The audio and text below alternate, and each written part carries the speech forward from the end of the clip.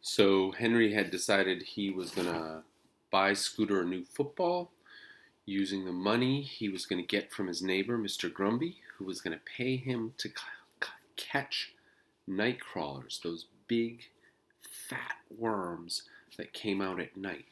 And then Mr. Grumby and his friends were going to use those as bait to go fishing. And Henry decided there weren't enough worms in his yard, so he was going to go to the park. Henry went into the living room where his mom was knitting some socks. "Hey, Mom, can I stay up later tomorrow night?"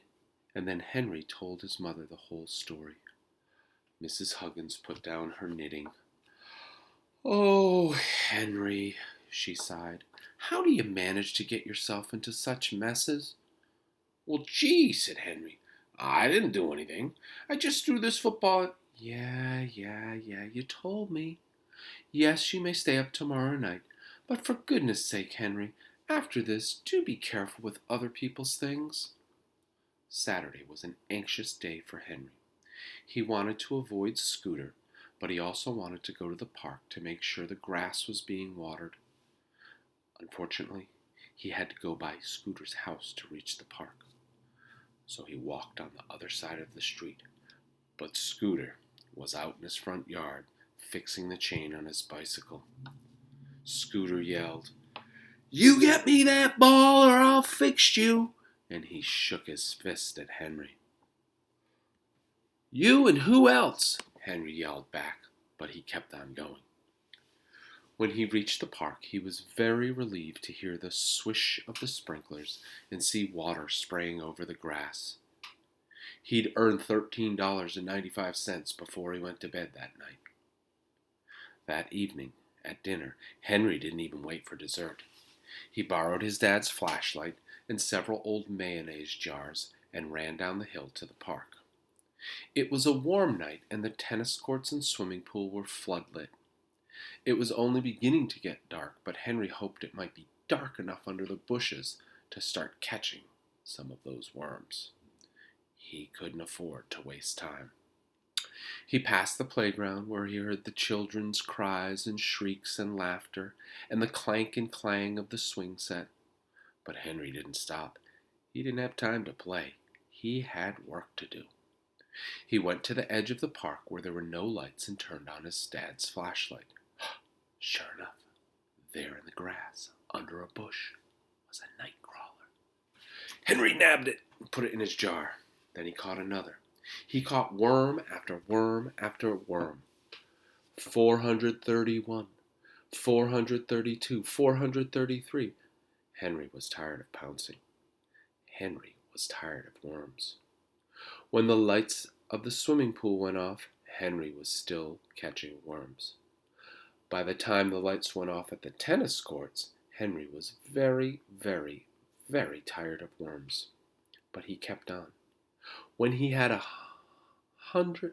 when he had added the 1,103rd worm to his collection, he heard someone calling, "Henry!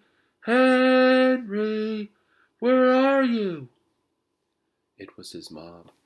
"Here I am!"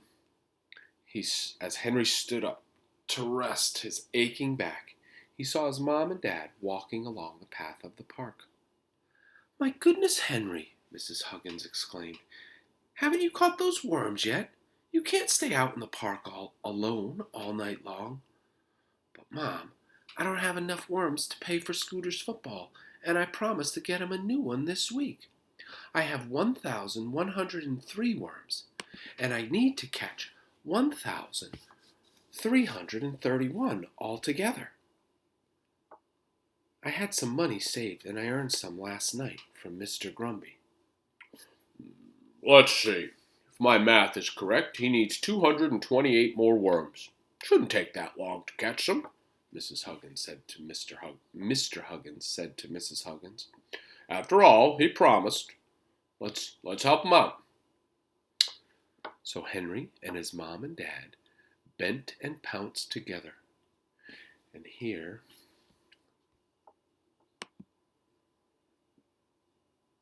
is Henry's mom grabbing a night crawler, and you can see Henry with his mayonnaise jar full of worms in the background. Henry felt a little uncomfortable seeing his mom catching worms, but he was very, very glad when the 1,331st worm was in the jar. He took his jar of worms to Mr. Grumby, who paid him $13.31. As Henry watched him put the night crawlers into a box of dirt to keep them warm and safe until he needed them on Sunday, Henry thought he never wanted to see another worm. He felt the money in his pocket. I guess this ought to take care of old Scooter, he said, and wishing he could spend it on a football for himself, he went home to bed. Sunday morning, Henry lay on his stomach on the living room floor reading the comic pages of the newspaper. Usually he woke up early and read the funnies before his mom and dad were awake. But this morning he was so tired from staying up late catching worms, he actually slept later than usual. Ding dong! The doorbell rang, and Mr. Huggins, who was reading the sports section and drinking some coffee, put down his newspaper and answered the door. Henry heard a strange man ask, Excuse me, could you tell me who owns this football? Henry didn't wait for his dad to answer. He ran to the door. The man was holding Scooter's real cowhide football, stitched with nylon thread and laced with buckskin laces. Golly, said Henry, that's the football I lost for Scooter McCarthy. The man handed the football to Henry. I'm sorry. Couldn't stop when the ball landed in my car. I was taking my wife to the hospital in a hurry. I would have returned it sooner, but I couldn't leave my kids alone. Oh, that's okay, said Henry. Gee, thanks for bringing it back. When the man had gone, Henry showed the football to his dad. See, Dad? This is the kind of football I'm going to buy with my nightcrawler money. Then he took the football under his arm as if he were running 90 yards for a touchdown and sprinted down the street to Scooter's house to give him the football back. And that is the end of our chapter. We'll see you tomorrow with a chapter called The Green Christmas. I've heard of white Christmas. A green Christmas. What could that mean? Tune in tomorrow. Same bat time, same bat channel.